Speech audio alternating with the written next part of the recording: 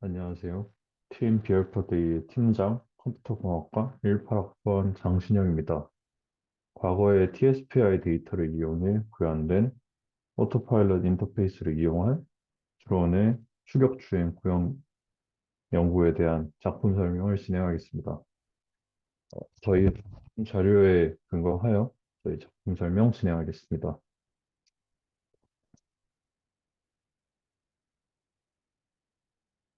일단 저희의 연구의 진행에 앞서 이 약어가 몇 개 존재해서 이에 대한 설명을 우선 진행하겠는데요.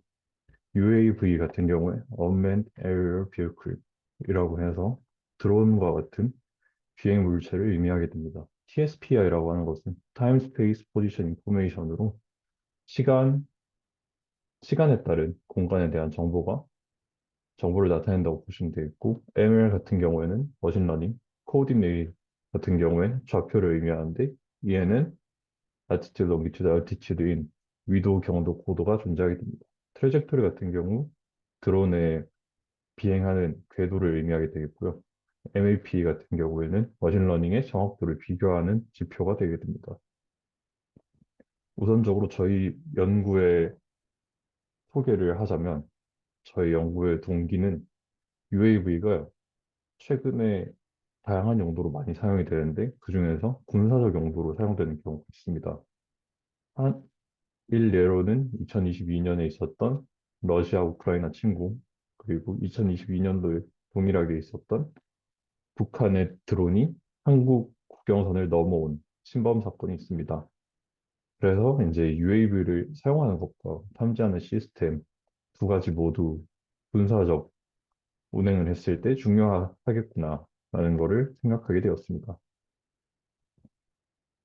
그러면 해당 물체를 분류하기 위해서 어떠한 방법을 쓰는지를 생각해 보면 우선적으로 이미지를 비교하는 방식이 존재합니다. 한 가지는 사진을 찍은 다음에 해당 이미지를 확대하거나 또는 좋은 렌즈를 사용해서 카메라 자체에서 줌을, 줌 기능을 사용하는 것입니다. 근데 이 두 가지 기능의 장점과 단점을 비교해 본다면 실제 확대만 할 때는 별로 큰 비용이 발생하지 않지만 이제 픽셀 단위가 깨져버리기 때문에 화질을 잃게 됩니다. 좋은 렌즈를 사용하는 경우에는 장점은 화질이 높지만 정확도가 좋지만 비용이 많이 소모가 돼요. 이 둘 사이에 트레이드오프 관계가 발생됩니다. 그렇기 때문에 저희 같은 경우에는 드론을 이용해서 드론을 아이덴티파잉 하는 게 목적이기 때문에 드론을 추격하게 한 다음에 사진을 찍거나 할 수 있다면 더 가까이에서 사진을 찍을 수 있기 때문에 더 좋은 결과를 얻을 수 있지 않을까. 그리고 또는 이 추격한 드론을 이용해서 해당 상대 드론과 충돌을 만들든 아니면 폭탄을 싣고 운행을 하게 되든 같은 다른 대응 방안도 할 수 있지 않을까 하기 때문에 이런 접근을 시도했습니다. 이 작품에서는 두 가지의 챌린지 쟁점이 존재하는데요. 하나는 해당 드론을 통해서 추격하는 알고리즘을 만들 수 있느냐와 그리고 머신러닝 모델이 과거의 TSPI 데이터를 가지고 미래에 있을 드론의 위치를 잘 예측하는지 이 두 가지를 검증하는 것이 중요할 것이라고 생각했습니다. 저희 시스템의 실제 플로우 차트에 관해서 말씀을 드리면요. 우선적으로는 레이더나 라이다 같이 어떤 물체를 탐지할 수 있는 기기를 통해서 저희가 TSPI 데이터를 가지고 옵니다.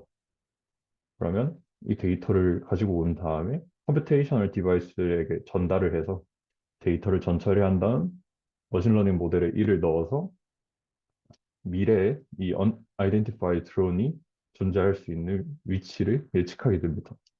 그러면 예측된 그 데이터를 통해서 저희의 드론이 제이싱 알고리즘에 기반하여 해당 위치로 움직이게 되는 것입니다.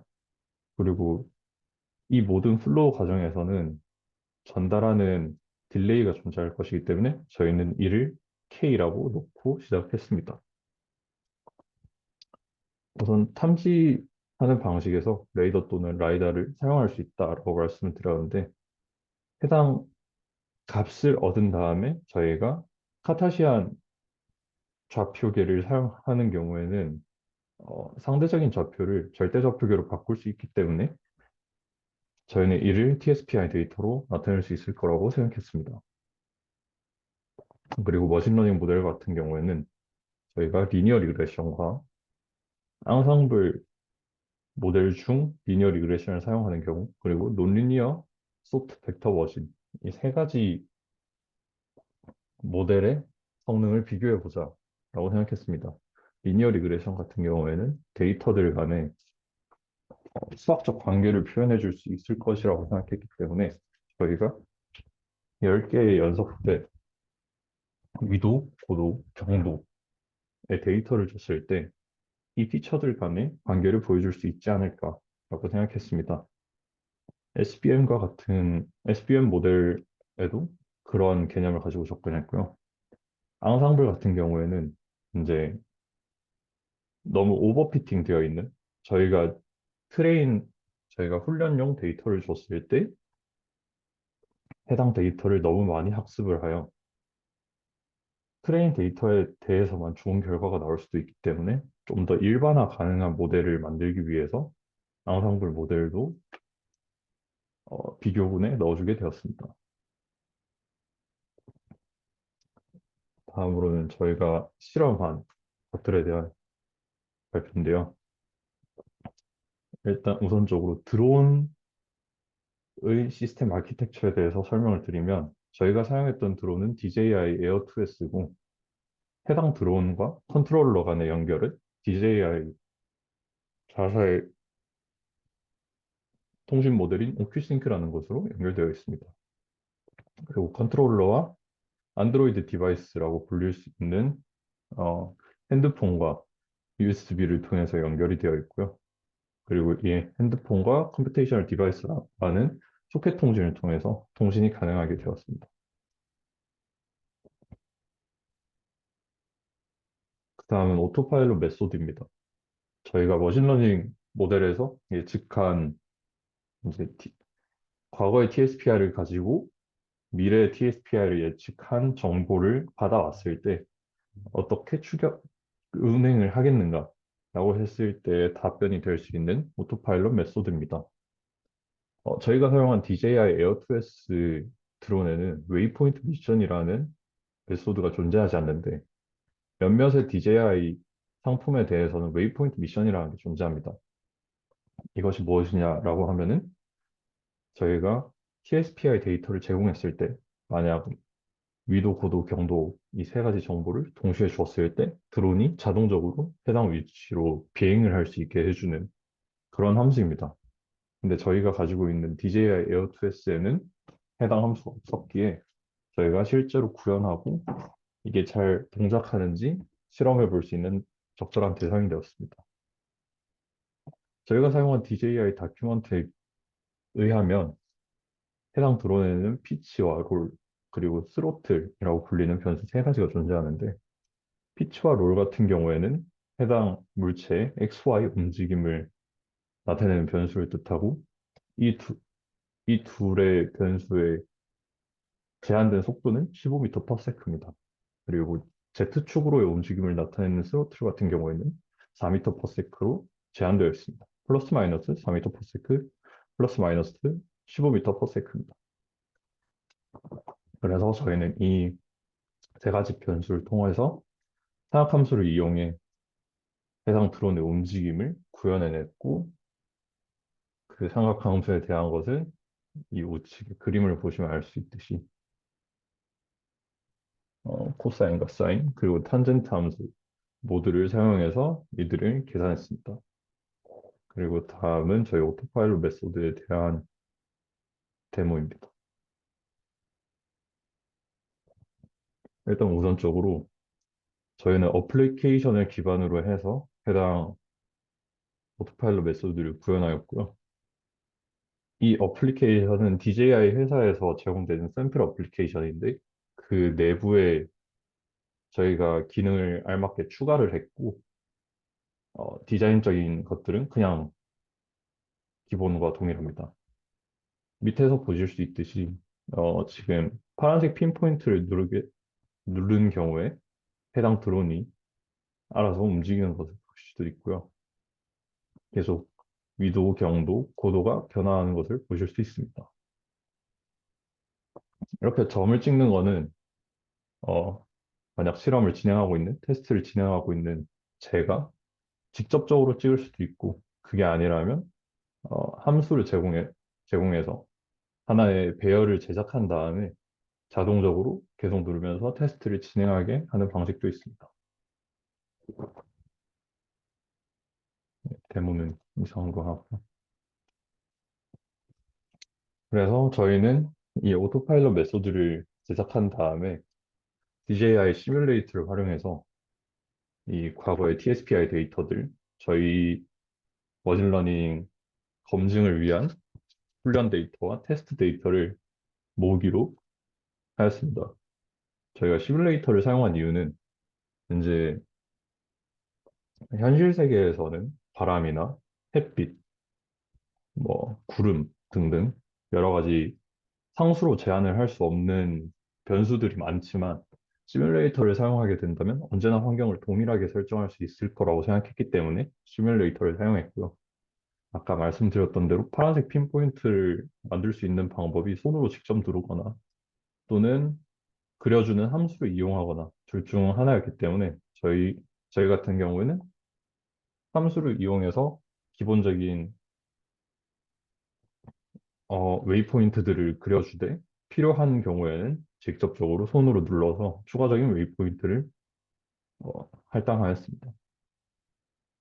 그 다음 데이터를 모두 컬렉팅한 다음에 저희가 말씀드렸던 머신러닝 모델 세 가지 리니어 리그레션, 논리니어 SVM, 그리고 앙상블 이 세 가지를 베리파잉 하게 되었는데요. 저희가 사이클런에 존재하는 모듈인 그리드 서치를 통해서 여러 임의의 하이퍼 파라미터들을 집어넣은 다음에 그 중에서 예측 성능이 가장 높았던 하이퍼 파라미터들을 설정한 다음 그 결과를 비교하였습니다. 보시면 K가 1, 2, 3이라고 나누어져 있는데 저희가 이 시스템 아키텍처의 전체적인 레이턴시를 계산하진 못했기 때문에 저희는 이를 상수로 놓고 해당 모델들의 결과들을 다 뽑아서 비교를 하자는 식으로 진행을 하였습니다. 보시면 K는 1, 2, 3 모두 해당 궤도를 잘 예측하였다는 것을 아실 수 있을 것입니다. 그래서 해당 연구의 결론을 말씀드리자면 저희는 과거의 TSPI를 통해서 TSPI 데이터들을 통해서 미래의 TSPI 데이터의 예측이 성공적으로 이루어질 수 있다는 것을 실험으로 알게 되었고요. 그리고 웨이포인트 미션이 없는 드론과 같은 경우에도 오토파일럿 메소드를 기반으로 해서 새로운 API를 구현하거나 오토파일럿 메소드를 이용하거나 하면은 해당 드론에 웨이포인트 미션과 같은 함수를 제공할 수 있겠다라는 것을 알게 되었습니다. 그리고 이를 통해서 인트로덕션 때 말씀드렸던 것처럼 저희는 드론을 이용해 추격을 하게 되는 경우에 장점이 매우 많다고 생각을 하고 그 장점과 같은 경우에는 미확인 비행물체에 가까이 다가가서 사진을 찍어서 이를 분류할 수 있는 이미지를 얻는다든지 추돌, 고의적인 충돌을 만들어서 해당 상대방의 UAV나 다른 비행 물체가 더 이상 비행이 불가하게 만들다든지 와 같은 여러 장점들이 존재할 수 있을 거라고 생각합니다. 위하여 이 전체적인 시스템의 레이턴시를 계산한 후 이를 일반화하여서 시스템을 제작한다면 좋은 미확인 비행 물체에 대한 대응 방식이 되는 시스템을 제작할 수 있지 않을까 싶습니다. 이상으로 발표 마치고 비어퍼데이 팀 비어퍼데이의 팀장 컴퓨터공학과 18학번 장신영이었습니다. 감사합니다.